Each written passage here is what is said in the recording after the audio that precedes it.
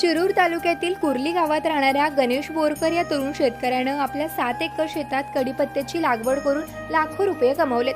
त्यामुळे संपूर्ण शिरूर तालुक्यात सर्वत्र त्याची चर्चा होते। सुरुवातीला त्यांनी 1 एकरात कडीपत्ता लागवड केली होती, पण भरघोस उत्पादन मिळाल्यानं त्यांनी आता 7 एकरापर्यंत मजल मारले।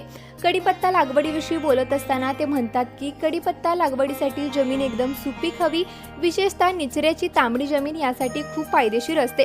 कडीपत्ता लागवड करताना 2 बेडमधील अंतर 5 ते 6 फूट असावं, तसेच रोपांमधील अंतर 1 इंच असावं।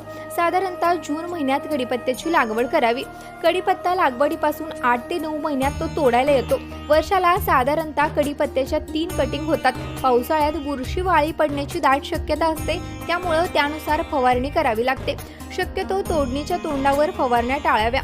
कडीपत्त्याला पाणी व्यवस्थापन करताना ड्रीपचा वापर केला जातो। अति पाण्याचा वापर कडीपत्त्यासाठी टाळला पाहिजे। 8 दिवसातून 4 ते 5 तास पाणी कडीपत्त्याला पुरेसं होतं।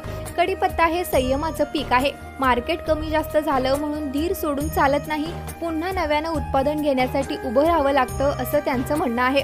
एकदा कडीपत्ता लागवड केली की 10 वर्ष आपण त्यामधून उत्पादन घेऊ शकतो, असं त्यांचं मत आहे।